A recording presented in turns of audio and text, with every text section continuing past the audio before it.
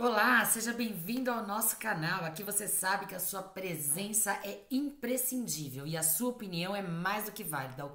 Sobre o que você quiser conversar, a gente está aqui disposto a trabalhar o tema. Não se esqueça de deixar o like se você gostar do vídeo e de se inscrever no canal. Além do que, se você achar que o vídeo combina com alguém, compartilha, porque a pessoa pode gostar do vídeo, pode se inscrever, ajuda no meu engajamento, enfim, várias coisas, né? Mas vamos deixar de blá blá blá e vamos pro que interessa. Hoje eu resolvi falar de 3 livros juntos, porque os temas são parecidos e até a época que trata é bem parecida. Portanto, eu li com um espaçamento de alguns meses. Mas eu gostei do que eu fiz, porque o assunto ainda estava na minha cabeça e isso me ajudou a não me cansar. Eu podia revezar alguns temas e ao mesmo tempo não perdi o fio da meada. Nós vamos falar, eu tô com 2 aqui no meu Kindle. Um é o Eichmann em Jerusalém, de Hannah Arendt. Fanzoca dela, fanzoca demais. E é o outro que eu acabei de descobrir aqui que eu não pus, só um minutinho. Cadê? A Mente de Adolf Hitler, que, como vocês sabem, foi escrito por um oficial da OSS, que na época não era CIA, não existia ainda, porque foi escrito, o estudo foi feito quando Hitler ainda estava vivo. E com pessoas que conheciam, ó, Walter Langer, tá vendo? É a mente de Adolf Hitler. A luz faz ela refletir. E o último, Judeus contra Hitler, que eu li no físico. Esse livro eu comprei na Bienal do Rio de Janeiro, tá? Vou falar de cada um na sequência cronológica que eu li. Eu comecei lendo Eichmann em Jerusalém, de Hannah Arendt. Quem não conhece Hannah Arendt é uma pensadora política, ela não se coloca como filósofa. Judia, que na época da ascensão de Hitler foi para Paris e de lá ela foi para os Estados Unidos. Eu só queria pegar aqui, Heidegger, é isso. Ela foi aluna de Heidegger na década de 20, é isso mesmo. Isso, além dela ser aluna dele, eles tiveram um caso de amor. Eles foram apaixonados. Só que ela tinha 18 anos e ele já era um homem casado. Pra época, ela foi muito à frente do seu tempo. Isso não era comum, não era permitido, não que seja permitido hoje. Mas hoje é mais normal, a gente já não fica tão chocado. Na época era um escândalo. Mas enfim, ela se apaixonou por ele, acho que até pela inteligência dele. E combinavam, né? E só que ela largou e foi para os Estados Unidos. E lá ela se casou, ela se tornou professora de universidade, uma filósofa muito bem renomada. Tanto que quando teve o julgamento de Eichmann, Adolf Eichmann, a revista New Yorker chamou-a para fazer para cobrir essa reportagem lá em Jerusalém. Hannah Arendt foi, participou do julgamento, escreveu a matéria para a revista, foi criticada ao extremo, ela rompeu, quase que a totalidade do povo judeu rompeu com Hannah Arendt, pelas coisas que ela disse, pela coragem que ela teve de dizer aquilo que ela realmente achou. E depois ela fez Eichmann em Jerusalém. E ela fez vários outros... a origem do totalitarismo, a banalidade do mal é o tema que trata aqui. Então, assim, Hannah Arendt é de suma importância. Eu sou fã dela, assim, demais. Ela é sensacional. E o julgamento... O Eichmann, ele foi um correspondente, um ministro nazista. Ele trabalhou com Adolf Hitler. Só que ele era um boçal, ele era ruim de capacidade mental. Além de tudo, ele era um burocrata. Ele só queria trabalhar bem. Ele não questionava nada, ele não tinha muita ambição, a não ser uma certa estabilidade. E como ele era muito medíocre, a hora que ele conseguiu entrar na SS, ele continuou sendo o que ele era, só que cumprindo ordens da SS.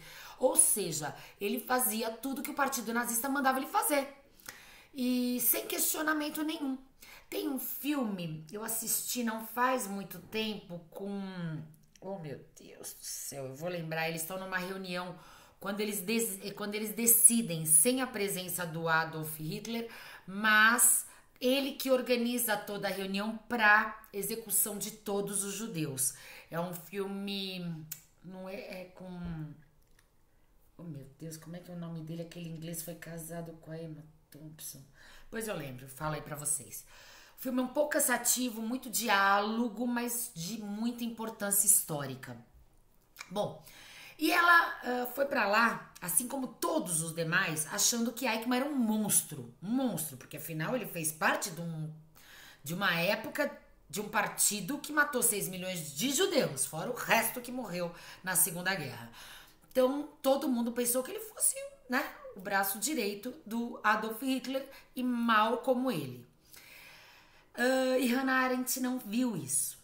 Muito pelo contrário, ela começou a questionar até mesmo da forma que ele foi caçado, porque Eichmann foi para Buenos Aires e de lá ele foi sequestrado, porque senão ele não seria extraditado.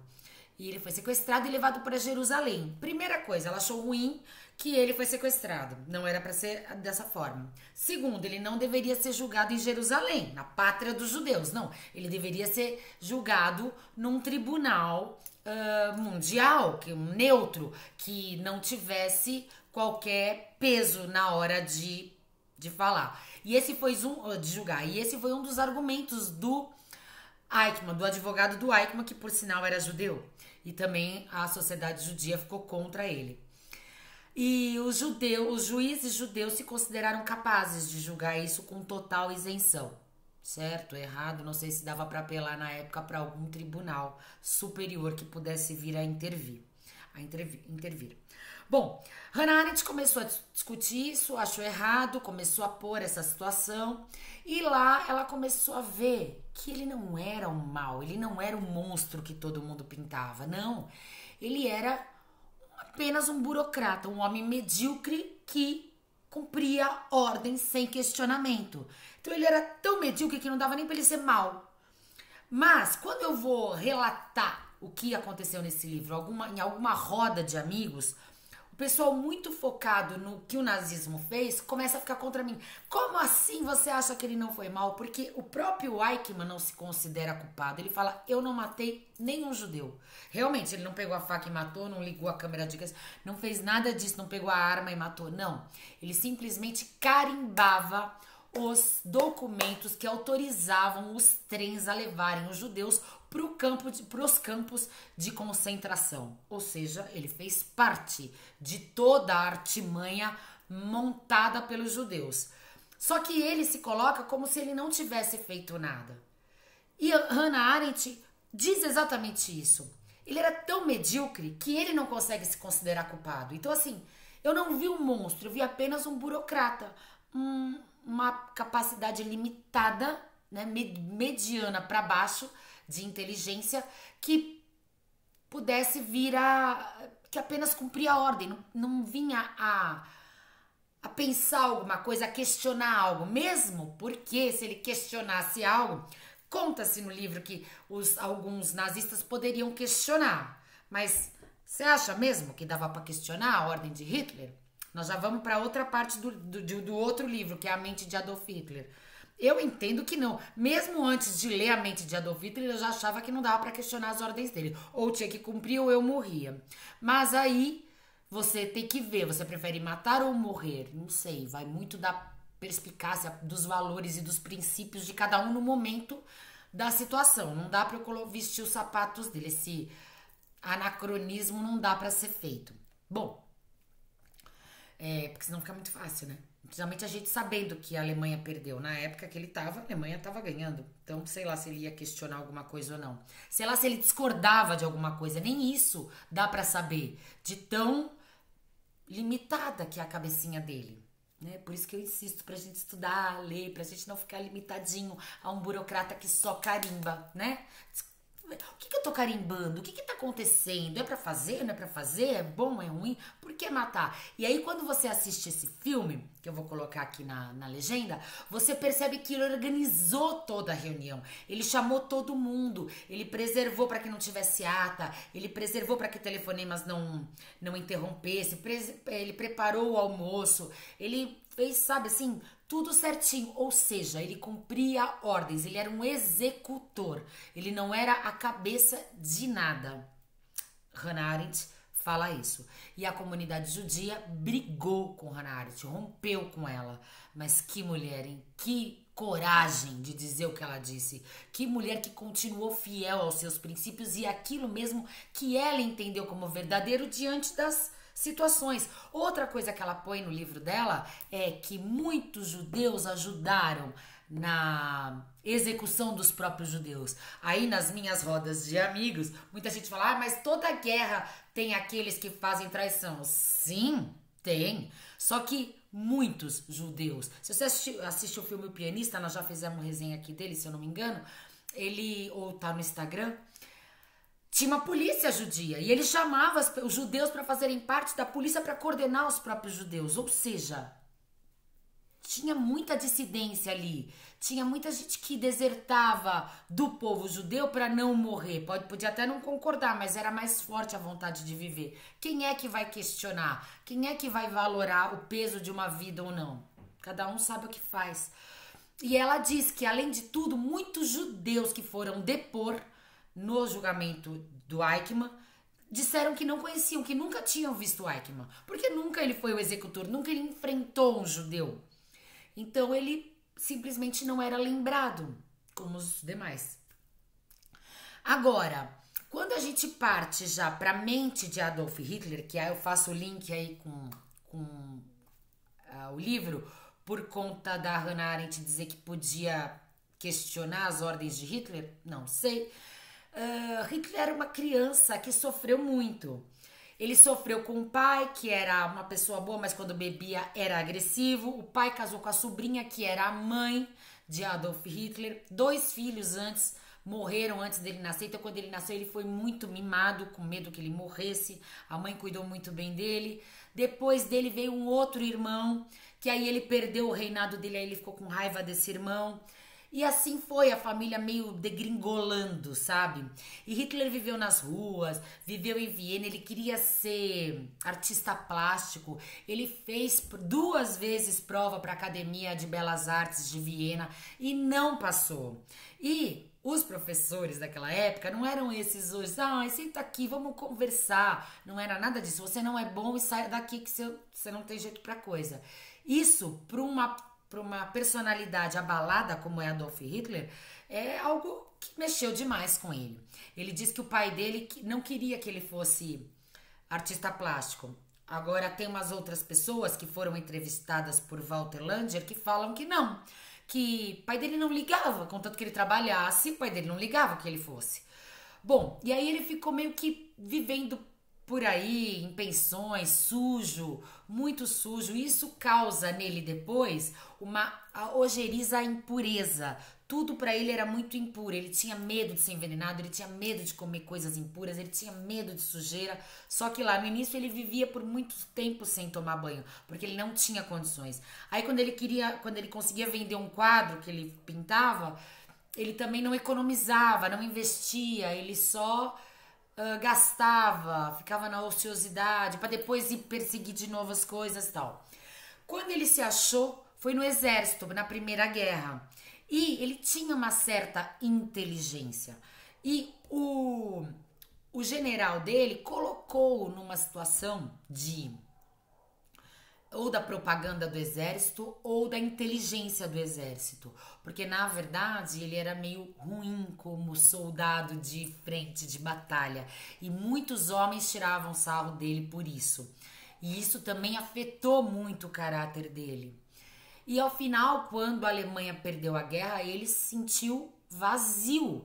Além da Alemanha perder a guerra, ele também não tinha mais uma função, ele teria que ir embora do exército. E foi aí que ele se juntou aos partidos políticos, quando ele foi lá na cervejaria e começou a falar. Diante do livro aqui, o Walter Langer, que era psicólogo e estudou com Freud, ele diz que o Hitler ele tinha como uma metafísica, uma situação que ele poderia entender assim, ele conseguia compreender o inconsciente coletivo, como estavam as massas. E ele diz também que as massas, o povo, tem uma personalidade feminina, ou seja, que gosta de poder, que não gosta de fraqueza, na visão dele. Não sei. Pode ser. Acho que mulher também gosta de homem forte. Não precisa ser forte, forte, não precisa ser forte e rico. Homem forte que esteja ao seu lado. Acho que é isso que ele quis dizer. Tento entender, eu não sei se é verdade. Mas quando ele é preso por conta da participação nesse novo partido político socialista, ele pensa em se matar. Aliás, ele pensa em se matar em várias vezes durante a vida dele. Então, o suicídio é uma das características. Nesse livro, A Mente de Adolf Hitler, ele é tido. Eu até fiz uma colinha aqui pra mim, porque são 6 partes. E como ele é visto. O primeiro é como ele acredita ser. O segundo é como o povo alemão o vê. O terceiro é como seus colaboradores o veem. Aí o quarto e o quinto, que eu não sei onde é que eu pus. O quarto e o quinto eles são juntos. O quarto e o quinto são juntos? São juntos. É a mente psicológica dele que trata e como seria o futuro dele. Já que, na verdade, Hitler ainda estava vivo quando foi feito. Walter Langer coloca como se ele fosse um psicopata neurótico, próximo à esquizofrenia. Ele tinha 2 situações, é como se 2 personalidades habitassem a mesma pessoa. Era um Hitler fraco que queria ser acariciado e o outro um Hitler cruel que queria matar e conseguiria de qualquer maneira. Juntando a isso, quando o nazismo teve o levante do nazismo, ele se colocou numa posição de eu não quero pessoas inteligentes ao meu lado, eu não quero ideias inteligentes ao meu lado, de pessoas inteligentes, eu quero pessoas inteligentes para fazer executar as minhas ideias. Ou seja, ele tinha uma megalomania tão grande que ele se igualava a Jesus Cristo, mas não na bondade, na caridade, na generosidade, na humildade de Jesus, não. Ele se colocava como Jesus quando a história da Bíblia que conta que Jesus expulsou os comerciantes do templo. Ele dizia que ele era o Salvador, porque ele lutava por aquilo que ele queria. Ou seja, ele era contra os judeus e ao mesmo tempo se achava como Jesus, que era judeu. Então, eram personalidades assim. Ao mesmo tempo, todo mundo diz que ele tinha um lado homossexual. Por outro lado, ele queria matar os homossexuais. Por um lado, ele passava noites sem dormir. Por outro, passava dias na ociosidade, em cabarés. Teve poucas relações físicas amorosas. Normalmente com artistas, pessoas famosas. Muitas das vezes não chegou a concretizar nada, porque ele ficava chorando num canto. Porque ele era muito deprimido, ele não conseguia fazer nada disso. Tem uma série também que trabalha o Al Pacino, que chama... Tô ruim de nome hoje, mas vou pegar. Que mostra Hitler na Argentina também. Com a mulher dele, que ficou a mulher dele. Aí você percebe como ele trata ela mal. Então não dá pra pensar que ele era apaixonado por ela, porque não combinam essas 2 versões de uma mesma pessoa. Mas, segundo o livro aqui, que pesquisou várias pessoas em volta do Hitler, 2 personalidades habitavam a mesma pessoa. E isso é uma coisa muito bipolar, né? Porque ele era medroso e corajoso. Ele dizia, ninguém podia contrariá-lo. E quando alguém contrariava, algumas das vezes ele batia o pé, gritava, tipo criança birrenta, mimada, sabe? Então ele tinha atitudes histéricas, não era uma pessoa controlada. Ele igualava os judeus aos franceses. E é óbvio que ele tinha raiva dos franceses, porque a França fez o tratado quando a Alemanha perdeu a guerra, fez o tratado e deixou a Alemanha na maior miséria do mundo. E veja bem, o Hitler tinha um desvio de caráter, um desvio de personalidade, mas ele não inventou nada do que... Essa situação já existia na Alemanha, já fazia parte do inconsciente coletivo. Ele pegou, juntou e soube falar. Ele tinha uma eloquência, ele tinha uma oralidade que cativou o povo que estava carente quando saiu da Primeira Guerra. Pobre, devendo, sem nada. E o que ajudou? Quando veio nos Estados Unidos o crash de 29, isso abalou ainda mais a Alemanha. Então, quer dizer, o que eles estavam conseguindo já não conseguiam mais. Então, juntou tudo, uma miséria, com alguém falando, com alguém com desvio de caráter e tudo mais, que fez o povo alemão seguir uma ordem hitlerista. Quando ele foi preso, antes de subir ao poder, ele escreveu Mein Kampf, Minha Luta. E neste livro ele faz um relato dele como se fosse um herói. E muitas vezes ele negou que ele tenha feito isso. Ele disse que era uma doidice, que ele era coisas que ele uma pessoa que escreveu isso entre grades. Por outras vezes ele seguiu coisas que ele escreveu na Minha Luta, no Mein Kampf. Ou seja, ele ia de acordo com aquilo que ele fazia, com aquilo que ele queria, o que lhe era conveniente. Mein Kampf no começo e até no final foi tido como chato, só que a imprensa alemã começou a financiar a venda do livro. Olha como a imprensa muda a venda de um livro, muda tudo. E começou a ser vendido no mundo inteiro. E ele ficou rico com isso. Ele conseguiu comprar um iate, ele conseguiu comprar seus carros Mercedes. Enfim, ele ganhou muito dinheiro com Mein Kampf. Diz que é uma história chata de 700 páginas, cansativa. Enfim, que não vale a pena. Eu não li ainda. Talvez eu leia porque me interessa muito a situação da Segunda Guerra. Você olha aquilo e você fala, gente, o que aconteceu? Que loucura foi aquela, né? Então isso sempre me chama a atenção. E o que ela causou, o que ela dali pra frente, como o mundo mudou. Bom, então esses dois livros tratam a respeito, primeiro, da mente de Hitler desde pequeno até a juventude. Ela entrevista várias pessoas que convivem, ele, né, entrevista várias pessoas. E aqui um dos colaboradores de Hitler, que era o Eichmann, que era um boçal, que era quem o Hitler queria ao lado dele. Ele queria um homem que fizesse acontecer as ideias inteligentes que ele tinha, entendeu? Que ele achava que ele tinha. E o Eichmann era perfeitamente este homem. Apenas um burocrata que cumpria regras para manter a estabilidade. E por último, Judeus contra Hitler é um livro um pouco chato, um pouco cansativo por muitos detalhes que ele tem de números, de anos, de épocas. Eu acho que não precisava. Mas aqui ele mostra quais foram as atitudes que os judeus tiveram para combater Hitler. Porque muita gente questiona, não é possível uma civilização tão antiga simplesmente aceitar o nazismo e morrer em campos de concentração sem fazer nada. Não, eles fizeram dentro daquilo que eles podiam. E eles eram uma nação, eles frequentavam diversas nações. A União Soviética já expulsava os judeus dela.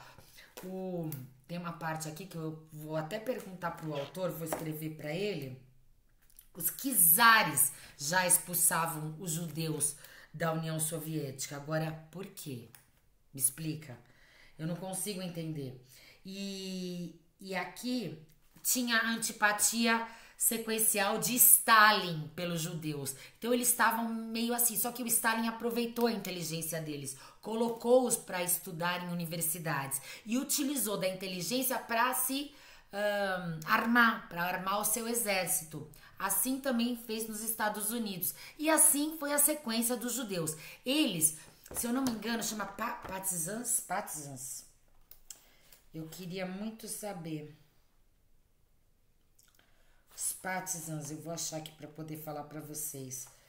Que foram grupos de judeus que se opunham a toda a conduta nazista. E eles se uniam de acordo com cada lugar que eles estavam e de cada especialidade que eles tinham. Eles iam se unindo. Eu acho que é Partisans. Eu grifei tanto o livro que eu não consigo lembrar onde está a...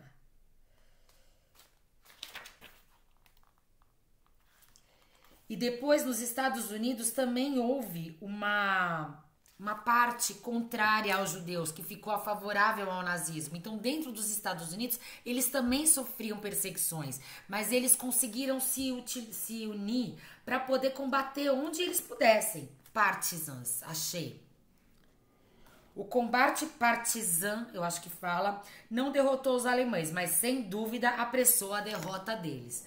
Ou seja, o livro tem várias coisas boas que eu grifei aqui, mas ele tem uma certa morosidade na explicação de algumas coisas. Portanto, este livro demonstra como os judeus foram contra Hitler, como eles se uniram, como as outras nações conseguiram utilizar os judeus a favor delas contra o nazismo, motivos que levaram Hitler, assim como as outras nações, a ser contra os judeus.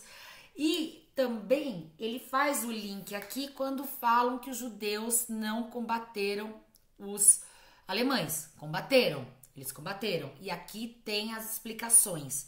Eu vou deixar o nome dos 3 livros que eu li aqui, que a gente falou